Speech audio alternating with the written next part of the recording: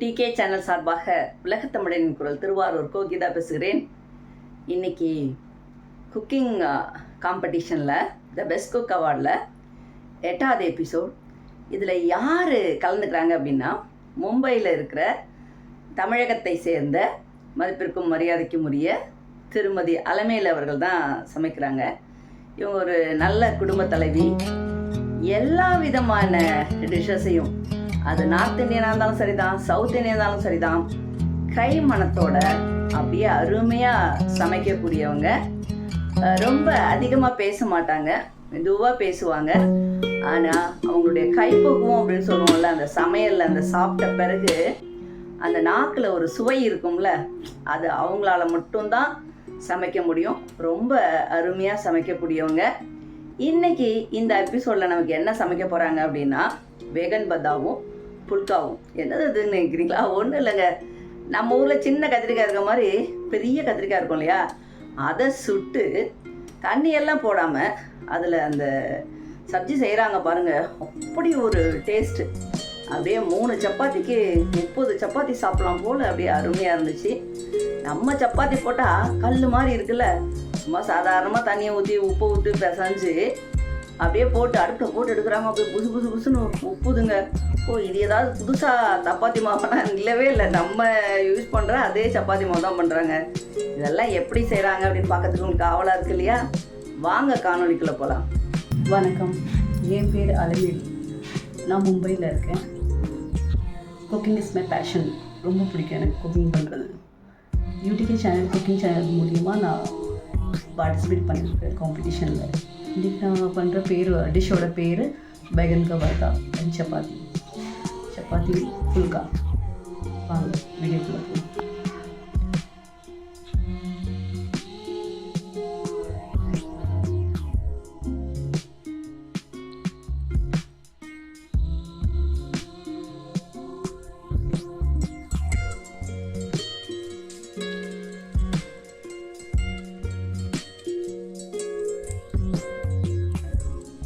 KG chapati கோதுமை மாவு எடுத்து வச்சுருக்கேன். 16 சப்பாத்தி பண்ணலாம். இதில் வெறும் நம்ம தண்ணி, தேவையான அளவு தண்ணியும் சால்ட்டும் கலந்து பிணைஞ்சி வச்சுக்கேன். பிணைஞ்சி நான் இப்போ இது ஊற வைக்க போட்டேன் 5 to 10 minutes வரைக்கும்.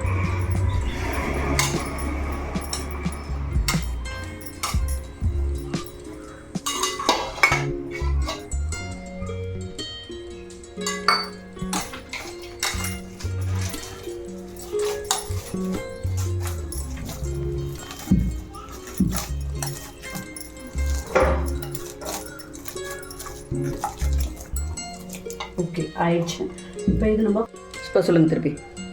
இப்போ நான் இது ஊற வச்சுட்டேன். இப்போ இது 5 to 10 minutes வரைக்கும் ஊறும். அது வரைக்கும் நம்ம பர்தாக்குள்ளே ப்ரிப்பரேஷன் ரெடி பண்ணிக்கலாம். நம்ம பர்தாக்குள்ளே கத்திரிக்காய் இது இப்போ எடுத்து நம்ம கேஸில் வச்சு சுட்டுக்கலாம். இதை சீவக்கூடாது, அப்படியே வச்சு சுடணும். நல்லா சுட்டதுக்கப்புறம் வெந்துருச்சான்னு பார்த்துக்கணும். நம்ம சுட்டுறதுக்கு எப்படியும் 5 minutes to 10 minutes ஆகும். இப்படி அமுத்தி பார்த்தாங்க தெரிஞ்சிடும் வெந்துருச்சா என்னன்னு சொல்லிட்டு. நைஃப்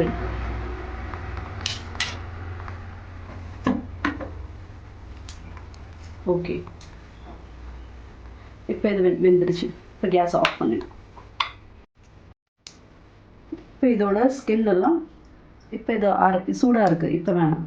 இப்போ ஒரு அதுக்குரிய மசாலாவோட ப்ரிப்பரேஷன் நம்ம ரெடி பண்ணிக்கலாம். அது வரைக்கும் இது ரெஸ்ட்டுக்காக வச்சுக்கலாம். அது வச்சிடலாம். மசாலாக்குள்ளே தேவையான பொருளெல்லாம் ரெடி பண்ணி வச்சுட்டு, ஒரு வெங்காயம் மீடியம் அளவுக்கு, 2 தக்காளி, 1 inch ஜிஞ்சர், 4 பீஸ் கார்லிக், வெங்காயம் நறுக்கி வச்சுருக்கேன் பொடியாக, 1 1/2 தக்காளி பொடியாக அதுவும் நறுக்கி வச்சுருக்கேன், 1 inch இஞ்சி, 4 பல் பூண்டு சீவி வச்சுக்கணும். நம்ம கடாய் வச்சு இதில் நான் 2 ஸ்பூன் எண்ணெய், மீடியம் ஸ்பூன் 2 ஸ்பூன் எண்ணெய் ஊற்றிக்கிட்டேன். வீட்டில் அரைச்ச 2 ஸ்பூன் மிளகாய் தூள், 1 ஸ்பூன் மஞ்சள் தூள், 2 ஸ்பூன் தனியாத்தூள், 1 ஸ்பூன் கரம் மசாலா,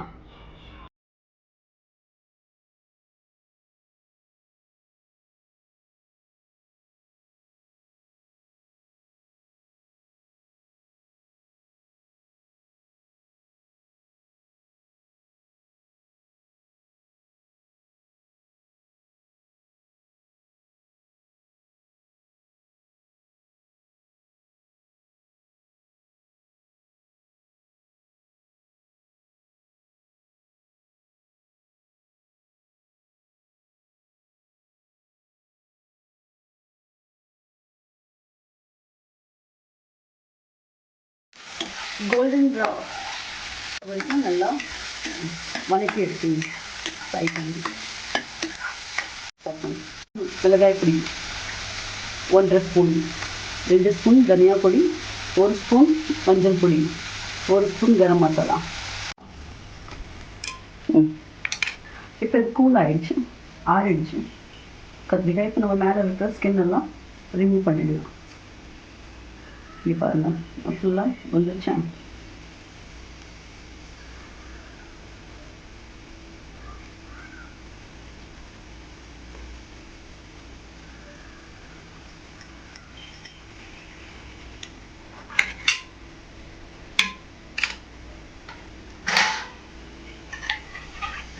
அதே மாதிரி இன்னும் எல்லாம் வந்துடும் ஈஸியாக.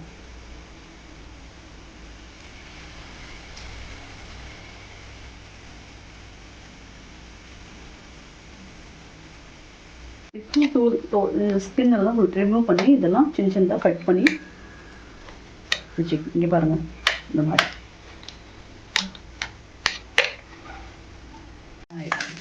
இப்போ நம்ம இதில் சீவி வச்ச இஞ்சி பூண்டு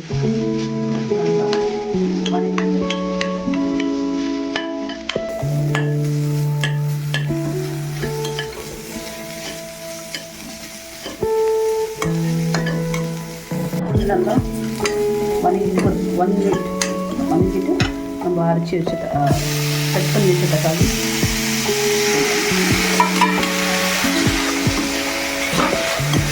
நல்லா வேகணும். சரி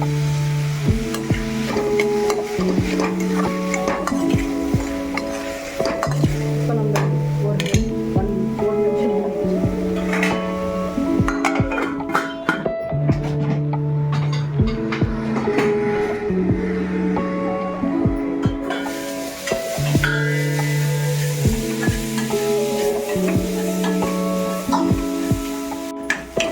இப்போ பாருங்கள் இந்த மசாலா நல்லா ரெடி ஆகிடுச்சு.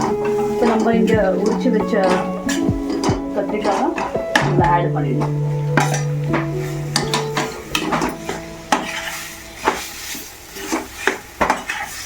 நான் உப்பு ஃபஸ்ட்டு போட்டேன்.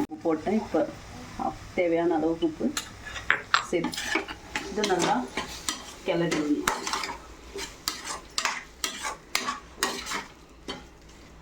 நல்லா மேஷ் பண்ணி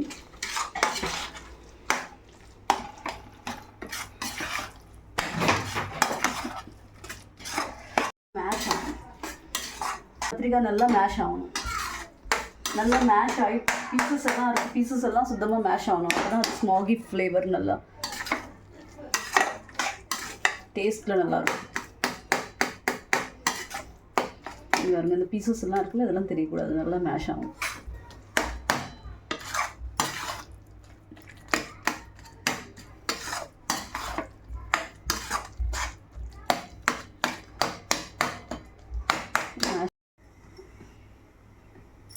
இப்போ நம்ம ஃபுல்கா ஸ்டார்ட் பண்ணலாம்.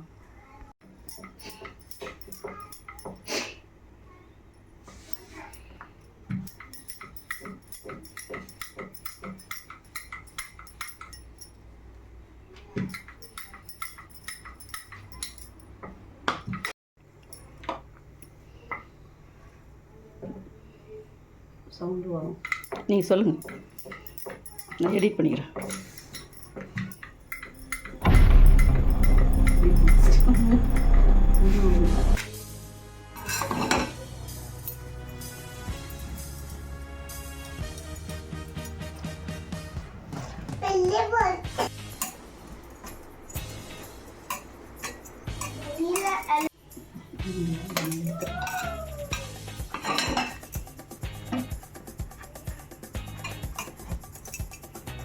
எடுத்துடுறாங்க. இது சப்பாத்திக்கு நல்லா அழகாக தென்னா நல்லா மாவு போட்டு உங்களுக்கு எப்படி நீங்கள் எப்படி செஞ்சுக்கலாம். இப்போ இது தவா அதிகமாக ஹீட் ஆகக்கூடாது, ஒட்டக்கூடாது.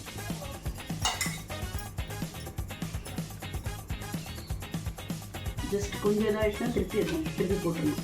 அதிக நேரம் வச்சு கொஞ்சம் லேட் ஆகிடுச்சுன்னா கூட சப்பாத்தி ஹார்டாக வரும். சாஃப்டாக வேணுனாக்கா பட்டுன்னு அரை செகண்ட் ரெண்டு ஜஸ்ட் 4-5 செகண்டில் திருப்பி போட்டுருவோம். ஆயிடுச்சு. இப்போ இதை எடுத்து கேஸ் ஃப்ளேம் ஹை பண்ணிவிட்டு கேஸில் அதிக நேரம் வச்சாக்கா சப்பாத்தி உப்பாது, ஹார்டாகிடும்.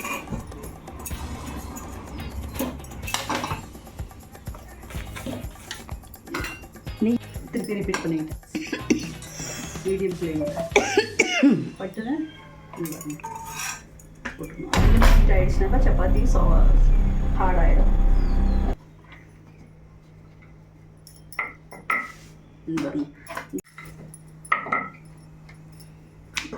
சப்பாத்தி தவா அதிகமாக ஹீட் ஆகக்கூடாது. போட்ட உடனே ஜஸ்ட் 2-3 செகண்டில் திருப்பி விட்டுருணும். இல்லைன்னா சப்பாத்தி ஹார்ட் ஆகிடும்.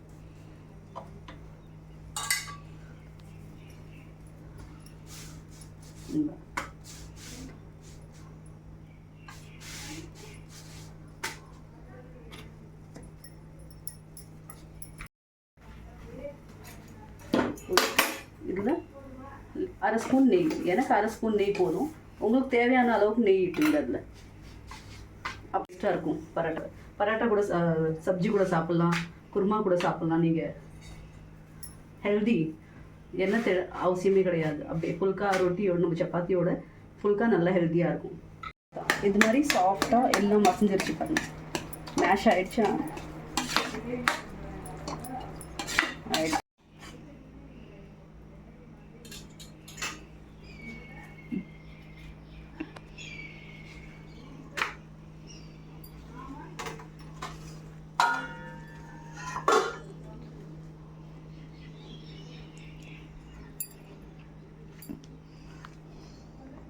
சரியா இருக்கா?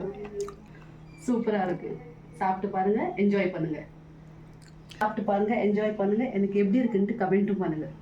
தேங்க்ஸ்.